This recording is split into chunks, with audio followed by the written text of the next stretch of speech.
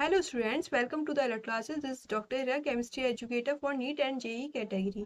तो बच्चों आज मैं आपको पीरियोडिक प्रॉपर्टी नीट 2025 के लिए PYQs बताऊंगी।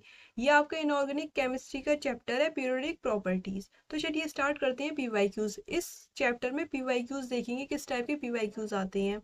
आपको एक आइडिया लग जाएगा कि नीट 2025 में किस तरह के क्वेश्चन आएंगे। ओके, और आप उस पर ही प्रैक्टिस करिएगा। तो चलिए स्टार्ट करते हैं।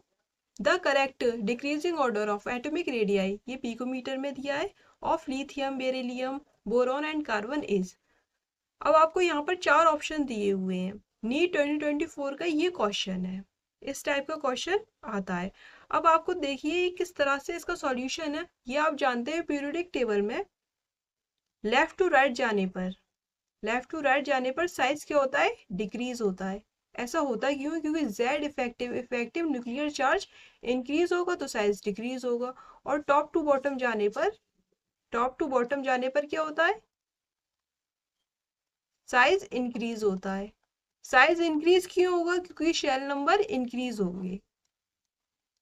जैसे ही आप टॉप टू बॉटम ग्रुप में ऊपर से नीचे आएंगे तो आपके शेल नंबर इंक्रीज होते चले जाएंगे, इसलिए साइज इंक्रीज हो रहा है। क्लियर हो गया? अब बस आपको करना क्या है, ऑर्डर देख लेना है। देखिए यहाँ पर बेरिलियम, यहाँ पर सबसे पहले लिथियम होता है, फिर बेरिलियम होता है, बोरॉन होता है, उसके बाद कार्बन होता है। लेफ्ट टू राइट जाएंगे तो साइज क्या हो रहा है, डिक्रीज हो रहा है। तो कार्बन का सबसे कम होगा, ये ऑर्डर होगा आपका। लिथियम का सबसे ज्यादा, कार्बन का सबसे कम। तो देखिए यहाँ पर ऑप्शन बी आपका, लिथियम, बेरिलियम, बोरॉन, कार्बन, एक ही ऑप्शन है, ऑप्शन बी। ये आपका करेक्ट आंसर है, ऑप्शन बी। नेक्स्ट क्वेश्चन देखिए, आपको मैच कॉलम दिया है, list first with list second, आपको मैच कराना है। यहाँ पर लिस्ट फर्स्ट में आपको एटम दिए हैं, लिस्ट सेकंड में आपको प्रॉपर्टीज दी हैं। अब देखिए नाइट्रोजन एटम के बारे में क्या है। यहाँ पर नाइट्रोजन एटम फ्लोरीन मॉलिक्यूल है, ऑक्सीजन मॉलिक्यूल है, जीनॉन एटम है। तो यहाँ पर देखिए पैरामैग्नेटिक, ये आपको आइडिया लग जाएगा। ऑक्सीजन के बारे में आपको पता होना चाहिए, ऑक्सीजन O2 मॉलिक्यूल कैसा होता है, पैरामैग्नेटिक नेचर का होता है। तो यहाँ पर ये ऑक्सीजन मॉलिक्यूल कैसा है, पैरामैग्नेटिक नेचर का है। सी का फर्स्ट हो गया, यहाँ पर सी का फर्स्ट हो गया। अब देखिए यहाँ पर most relative element group 18, group 18 का एलिमेंट एक ही है, जीनोन एटम। ये ग्रुप 18 में आता है जीनोन, मोस्ट रिलेटिव एलिमेंट हो गया। डी का यहाँ पर क्या हो गया, यहाँ पर देखिए सेकंड, जो आ रहा है उसको पहले पकड़िए मैच द कॉलम में। नाइट्रोजन एटम के बारे में, element with highest ionisation energy, बिल्कुल सही बात है। हाईएस्ट आयोनाइजेशन एनर्जी होती है नाइट्रोजन एटम की। क्यों? क्योंकि इसका जो इलेक्ट्रॉनिक कॉन्फ़िगरेशन होता है वो हाफ फील्ड होता है, स्टेबल होता है, जिसकी वजह से आयोनाइजेशन एनर्जी मतलब इलेक्ट्रॉन का निकालना मुश्किल हो जाता है नाइट्रोजन एटम में से। बी देखिए fluorine molecule, strong gas oxidising agent, ये आप जानते ही हैं इलेक्ट्रोकेमिकल सीरीज से। तो यहाँ पर ए का क्या हो गया, ए का थर्ड है, बी का है यहाँ पर फोर्थ। तो ये आपका करेक्ट आंसर्स है। नेक्स्ट क्वेश्चन देखिए, ये भी 2024 में आया हुआ है, नीट 2024 का क्वेश्चन है। Arrange the following element in increasing order of first ionisation enthalpy की बात की गई है। फर्स्ट आयोनाइजेशन एनर्जी या एंथैल्पी बात एक ही है, ठीक है। अब देखिए यहाँ पर लिथियम है, बेरिलियम, बोरॉन, कार्बन, नाइट्रोजन दिया है। आपको करना क्या है, सेकेंड पीरियड के एलिमेंट है। मैंने आपको क्या बताया था जब क्लास में पढ़ाया था, तो देखिए सबसे पहले आपको लिखना है सीक्वेंस में सेकेंड पीरियड के एलिमेंट। लिथियम ले लिया, बेरिलियम ले लिया, बोरॉन ले लिया, कार्बन, नाइट्रोजन, इस तरह आपने लिख दिया। अब यहाँ पर होता है क्या, इलेक्ट्रॉनिक कॉन्फ़िगरेशन अगर स्टेबल है तो आयोनाइजेशन एनर्जी ज़्यादा होती है।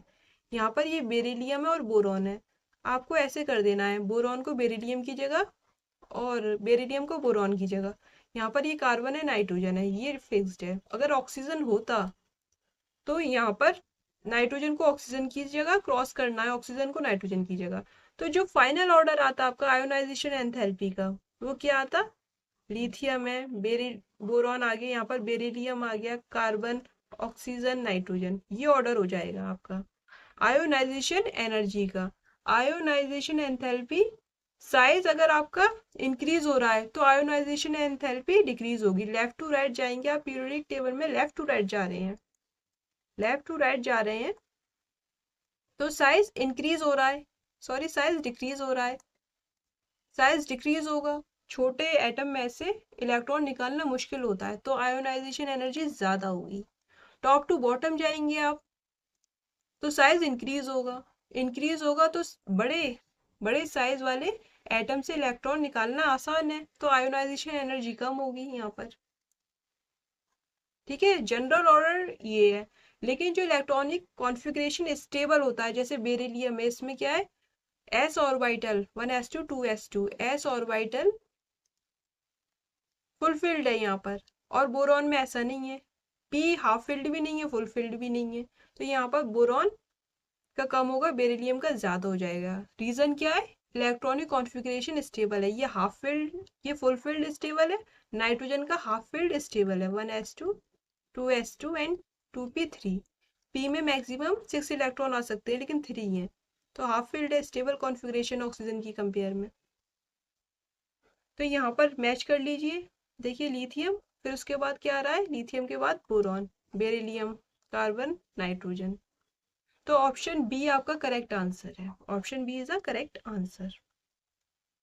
नेक्स्ट क्वेश्चन देखिए, arrange the following element in increasing order of electronegativity का ऑर्डर आपको देखना है। यहाँ पर नीट 2024 का ये क्वेश्चन है। देखिए ये सब सिंपल क्वेश्चन है। इलेक्ट्रोनेगेटिविटी आप जानते हैं, लेफ्ट टू राइट जाने पर साइज डिक्रीज होता है, तो इलेक्ट्रोनेगेटिविटी इंक्रीज होगी। साइज अगर डिक्रीज हो रहा है तो इलेक्ट्रोनेगेटिविटी क्या होगी, इंक्रीज होगी। और टॉप टू बॉटम जाने पर साइज इंक्रीज हो रहा है तो इलेक्ट्रोनेगेटिविटी डिक्रीज होगी। ये ऑर्डर होता है, जनरल ट्रेंड है ये पीरियोडिक टेबल का। अब देखिए यहाँ पर ये nitrogen, oxygen, fluorine, carbon, silicon है।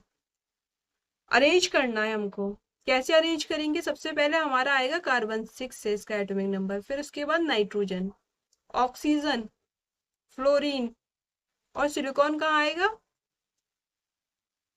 यहाँ पर सिलिकॉन आएगा। राइट, अब देखिए यहाँ पर इलेक्ट्रोनेगेटिविटी फ्लोरीन की सबसे ज्यादा है, इलेक्ट्रोनेगेटिव एलिमेंट है फ्लोरीन सबसे ज्यादा, ये आपको पता ही है, तो यहाँ पर ये ऑप्शन होगा, ये ऑप्शन होगा, ये कट, सी और डी चलेगा ये ऑप्शन। कौन से बचे, ए एंड बी में से कोई एक सही होगा। अब देखिए यहाँ पर ये ऑर्डर होना चाहिए इलेक्ट्रोनेगेटिविटी का, नीचे जाते हैं तो डिक्रीज होगी, तो यहाँ पर ये, तो सबसे कम सिलिकॉन की, उसके बाद कार्बन है, nitrogen, oxygen, fluorine. Option A आपका करेक्ट आंसर है, option A is a correct answer.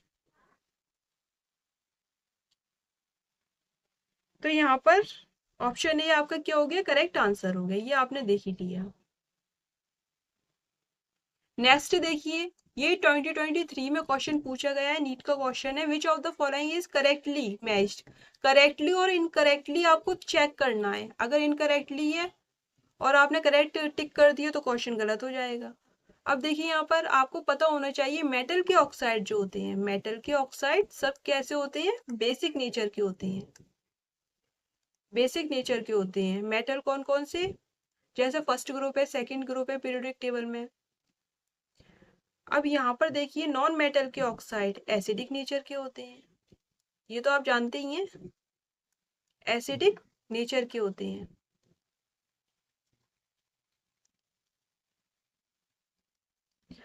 और जो न्यूट्रल ऑक्साइड है, न्यूट्रल ऑक्साइड कौन कौन से हैं, वो आपको याद रखने हैं, जैसे कार्बन मोनो ऑक्साइड है, N2O है, NO2 नहीं, N2O। और वाटर न्यूट्रल ऑक्साइड होते हैं ये।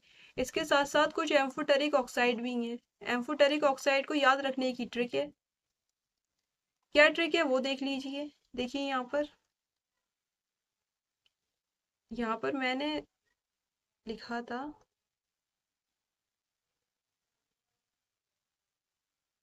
अच्छा तो यहाँ पर वो आया नहीं है, तो यहाँ पर बेसन गाल पर और जुबान पर है ना, बेसन, देखिए यहाँ पर आया नहीं है, यहाँ पर बेसन, बेसन गाल पर और जुबान पर लगाया करो, अगर नहीं लगाओगे तो वरना यहाँ पर वरना पछताया करो। क्रोमियम +3। तो यहाँ पर इस तरह से ट्रिक बताई थी मैंने आपको जब क्लास में पढ़ाया था। तो यहाँ पर ये जितने भी ऑक्साइड है इनके, इन मेटल के, वो सब कैसे होते हैं? एम्फोटेरिक ऑक्साइड होते हैं। एम्फोटेरिक ऑक्साइड होते हैं, ये आपको याद रखना है। क्रोमियम +3 में एम्फोटेरिक नेचर की होती है क्रोमियम का ऑक्साइड। क्लियर हो गया? तो चलिए देखते हैं।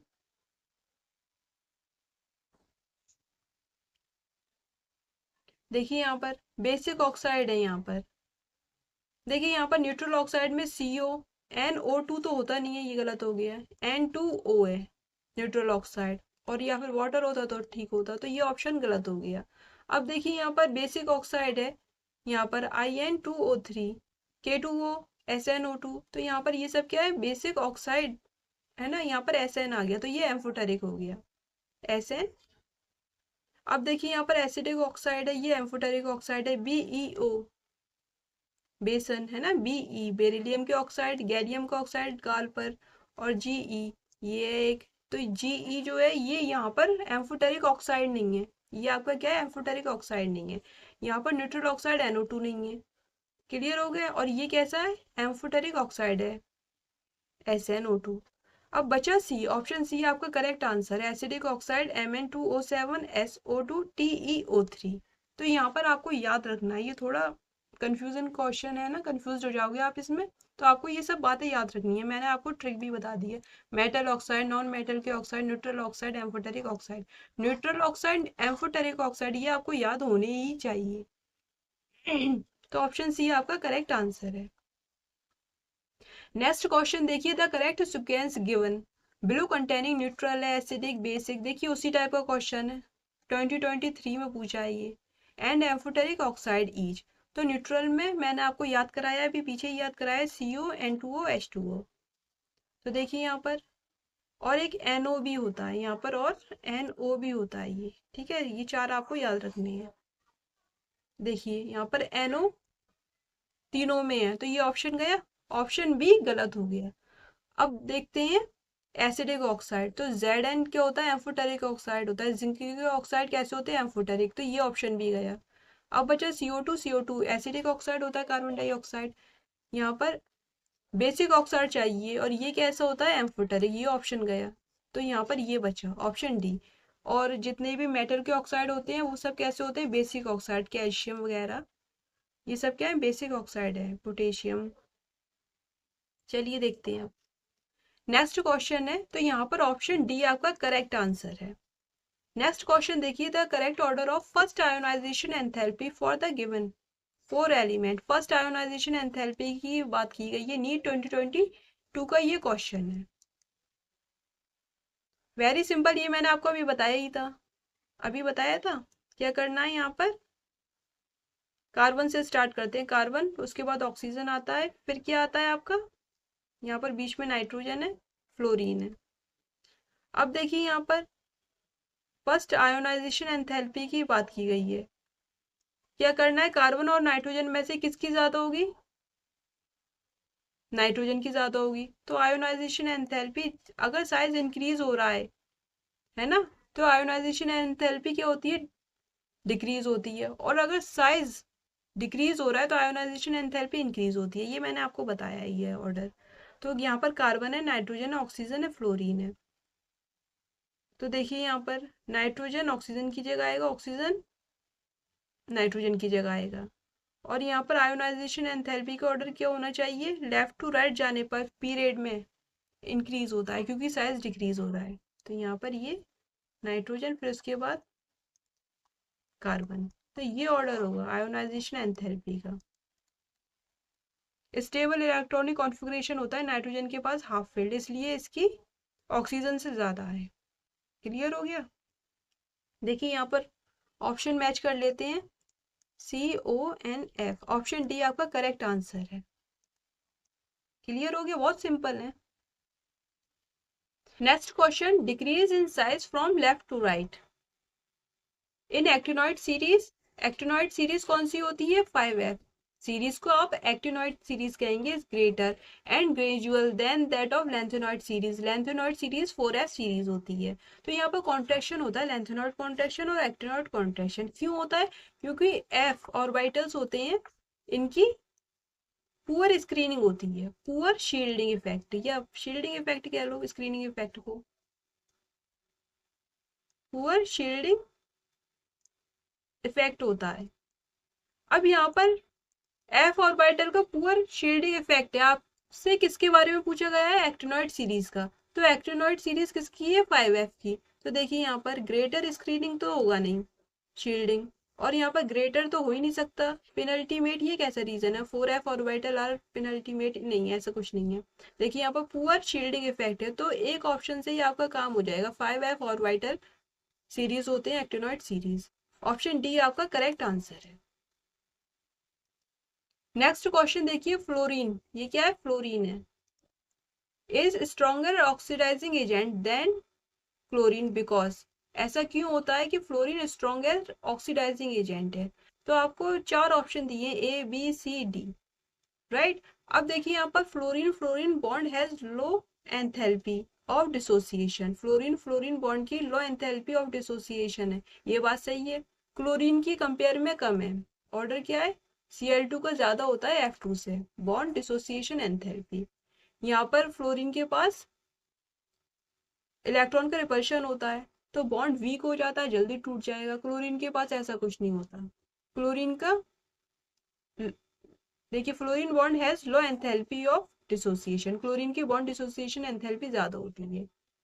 अब यहाँ पर ये रीजन सही है, ये तो सही बात है। Fluorine ion F negative has high hydration enthalpy, F negative है, तो यहाँ पर चार्ज अपॉन साइज रेशियो देखेंगे। क्या देखेंगे? Charge density, charge upon size ratio. तो यहाँ पर चार्ज -1 है और साइज स्मॉल है, तो चार्ज जो रेशियो है वो हाई है। जिसका चार्ज रेशियो हाई होता है उसकी हाइड्रेशन एंथैल्पी भी ज्यादा होती है, मतलब उसके चारों तरफ वाटर ज्यादा घेरेंगे। जिसकी चार्ज डेंसिटी ज्यादा होती है, वाटर मॉलिक्यूल उसको जल्दी जल्दी घेरेंगे और उसकी हाइड्रेशन एंथैल्पी ज्यादा आएगी। तो यहाँ पर बी भी ठीक है। Electron gain enthalpy of fluorine is less negative than chlorine. Fluorine की electron gain enthalpy less negative है, तो यहाँ पर मोस्ट अप्रोप्रिएट आंसर आपको बताना है। Fluorine has very small size. Small size होने से क्या होगा? स्ट्रॉन्गर ऑक्सीडाइजिंग एजेंट थोड़ी होगा। यहाँ पर डी तो नहीं है। Electron gain enthalpy of fluorine is less negative है देन क्लोरीन, ये भी रीजन नहीं है। तो यहाँ पर ऑप्शन में देखिए ए बी सी डी, तो यहाँ पर बी जो है, ऑप्शन ए और बी, एंथैल्पी मतलब डिसोसिएशन एंथैल्पी और हाई हाइड्रेशन एंथैल्पी, तो ये इसका रीजन है। तो ऑप्शन बी आपका क्या है? करेक्ट आंसर है। साइज के बारे में आपको सोचना नहीं है ऑक्सीडाइजिंग कैरेक्टर के लिए, तो डी तो हो नहीं सकता। अब क्या बचा? सी है, यहाँ पर सी भी नहीं है, तो यहाँ पर बी ऑप्शन आपका बिल्कुल ठीक है, राइट। तो यहाँ पर ऑक्सीडाइजिंग जो कैरेक्टर है उनको एक फैक्टर डिसाइड नहीं कर रहा, बहुत सारे फैक्टर डिसाइड करते हैं, किसी एक फैक्टर से आप डिसाइड नहीं करोगे कि ये स्ट्रॉन्गर ऑक्सीडाइजिंग एजेंट है। क्लियर हो गया? नेक्स्ट देखिए क्वेश्चन है, if first ionisation enthalpy of element X and Y are इतनी है, एक्स की कितनी है? ये है, और वाई की 590 किलो जूल पर मोल respectively and second ionization enthalpy देखिए एक्स की ये एंड वाई की ये वाली है, देन करेक्ट स्टेटमेंट इज, देखिए यहाँ पर, तो यहाँ पर एक्स की फर्स्ट आयोनाइजेशन एंथैल्पी क्या है? 419, और यहाँ पर 590, ये वाई की है।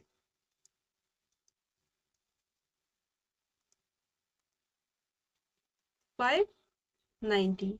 अब देखिए एक्स की सेकेंड आयोनाइजेशन एंथैल्पी इतनी है, देखिए 400 के लगभग से 400 से 3000 तक पहुंच गई है ना। अब देखिए 590 से ये कहाँ पहुंची है? 1145 पर, तो यहाँ पर ये है। तो यहाँ पर इतना लार्ज जंप नहीं है, इधर बहुत ज्यादा लार्ज जंप है आयोनाइजेशन एंथैल्पी में। तो यहाँ पर इसका मतलब क्या है? ये फर्स्ट का होगा, और यहाँ पर ज्यादा जंप नहीं है तो ये सेकंड का होगा। तो एक्स आपका क्या है? फर्स्ट ग्रुप का एलिमेंट है। देखो इस साइड वाले पे ध्यान देना है, कैसे करना है इस क्वेश्चन को, एक्स वाला है तो यहाँ पर आपको क्या करना है, इसको अलग अलग करना है। 419 first ionisation enthalpy, 3069 second ionization enthalpy. तो इसमें गैप ज्यादा है, गैप ज्यादा है तो लेफ्ट वाले देखेंगे, लेफ्ट हैंड साइड, तो यहाँ पर सिर्फ एक है, एक डेटा दिया है तो इसका जो आयोनाइजेशन एंथैल्पी होगी तो वो फर्स्ट ग्रुप होगा। क्या होगा, फर्स्ट ग्रुप का एलिमेंट। तो देखो यहाँ पर both X and Y alkaline earth metal नहीं होगा, एक्स एल्कलाई मेटल है, फर्स्ट ग्रुप का एलिमेंट है, क्योंकि एक ही आपको डेटा दिया है तो ये फर्स्ट ग्रुप का होगा। और यहाँ पर देखो इतना गैप नहीं है, लंबा गैप नहीं है, ये दोनों काउंट होंगे, ये दोनों डेटा काउंट होंगे। तो यहाँ पर 2 है, तो यहाँ पर देखो y is alkaline earth metal, second group का एलिमेंट है, ये फर्स्ट ग्रुप का एलिमेंट है। क्लियर हो गया यहाँ पर। वैसे भी आप देख सकते हो लार्ज जंप है यहाँ पर 419 से 3069 पे, तो यहाँ पर इसका मतलब क्या हो सकता है, एक जो इलेक्ट्रॉन है उसको निकालने के बाद इलेक्ट्रॉनिक कॉन्फ़िगरेशन बहुत स्टेबल हो गया। तो हमें क्या करना है, बस सिंपल, अगर डिफरेंस ज्यादा है तो लेफ्ट वाला डेटा देख लिए, एक डेटा है तो एक इलेक्ट्रॉन, और एक वैलेंस इलेक्ट्रॉन किस में होता है, फर्स्ट ग्रुप एल्केलाई मेटल में, और यहाँ पर 2 वैलेंस इलेक्ट्रॉन है यहाँ पर एल्केलाइन अर्थ मेटल में। तो ऑप्शन बी आपका करेक्ट है, ये भी नहीं हो सकता और ये भी नहीं होगा। क्लियर हो गया।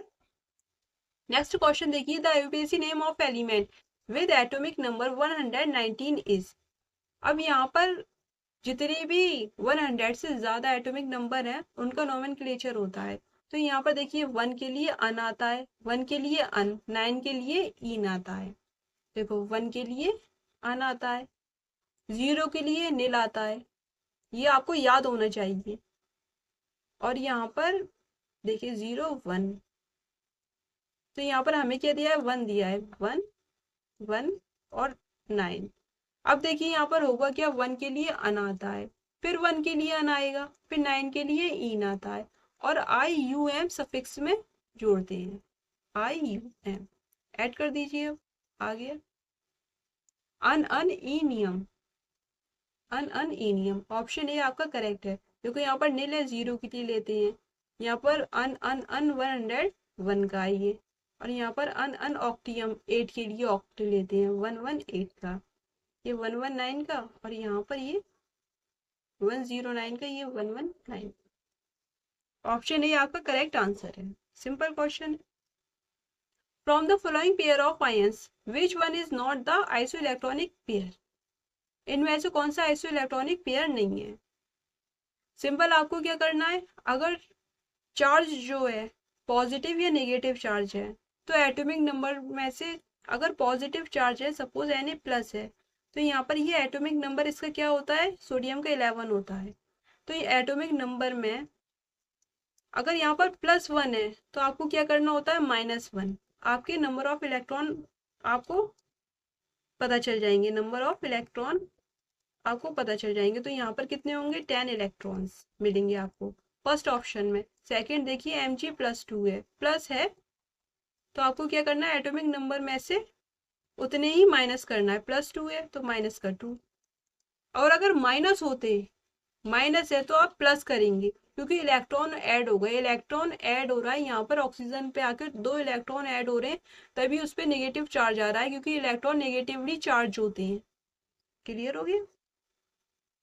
तो यहाँ पर कितने आएंगे, देखिए 10 इलेक्ट्रॉन्स। तो यहाँ पर तो ये तो है आइसोइलेक्ट्रॉनिक पेयर, मतलब सेम इलेक्ट्रॉन, आइसोइलेक्ट्रॉनिक मतलब सेम नंबर ऑफ इलेक्ट्रॉन किसमें है, सेम नंबर ऑफ इलेक्ट्रॉन्स। तो इन दोनों में सेम नंबर ऑफ इलेक्ट्रॉन निकल कर आए। अब यहाँ पर जब आप इधर निकालेंगे O2 नेगेटिव F नेगेटिव, तो देखिए O2 नेगेटिव का किस तरह निकालेंगे, ऑक्सीजन का 8 होता है, तो यहाँ पर Z कितना है, 8, एटॉमिक नंबर यहाँ पर 8, -2 है तो आपको क्या करना है, प्लस का 2, तो यहाँ पर 10 इलेक्ट्रॉन्स निकल आएंगे O2 माइनस में, यहाँ पर 8 इलेक्ट्रॉन। F नेगेटिव देखेंगे तो यहाँ पर कितने निकलेंगे, देखिए यहाँ पर F नेगेटिव है तो यहाँ पर 9 होते हैं, 1 इलेक्ट्रॉन है, तो 9 -1 है ना, -1 चार्ज है तो +1 हो जाएगा, 9 + 1 10 हो जाएंगे। तो यहाँ पर ये भी है, तो ऑप्शन सी आप जब निकालोगे तो आपको पता चलेगा ये हमारा आइसो इलेक्ट्रॉनिक नहीं है, क्योंकि देखिए Fe है +2 है, यहाँ पर 26 होता है आयरन का एटॉमिक नंबर, 26 माइनस का 2, कितने नंबर ऑफ इलेक्ट्रॉन्स निकल कर आ रहे हैं? 24। अब Mn प्लस 2 देखिए, इसका एटॉमिक नंबर कितना होता है Mn का? 25। 25 प्लस 2 है यहाँ पर, तो माइनस का 2 करेंगे तो यहाँ पर कितना निकल के आएगा? 23। ये 24 है, ये 23 है, सेम नंबर ऑफ इलेक्ट्रॉन थोड़ी है, आइसो इलेक्ट्रॉनिक पेयर ही नहीं है ये, तो ऑप्शन सी आपका करेक्ट आंसर है। 2021 का क्वेश्चन है ये। इस तरह के क्वेश्चन पूछे जाते हैं। आपको आइडिया लगी है किस तरह के क्वेश्चन आ रहे हैं? कोई बहुत टफ नहीं है, सब सिंपल क्वेश्चन है। तो यहाँ पर आप सब्सक्राइब करो चैनल को, और मैं आपको कुछ इंपॉर्टेंट टॉपिक्स बताऊंगी, उसके साथ साथ मैं आपको बताऊंगी किस तरह के कौन से पोर्शन, जैसे inorganic chemistry, organic chemistry, physical chemistry है, किस टाइप के हर चैप्टर में कौन कौन से टॉपिक इंपॉर्टेंट है, और वो नीट 2025 में क्वेश्चंस बन के आ जाएंगे। देखो, बहुत सारे टॉपिक्स ऐसे होते हैं, उनमें से ही क्वेश्चन आते हैं, तो आपको उन टॉपिक को तो छोड़ना ही नहीं है, उनको करके जाओ तो आप स्कोर ज़्यादा करोगे एग्जाम में। ओके, तो आने वाली वीडियोस में मैं आपको ये सब बताऊंगी। So thanks for watching.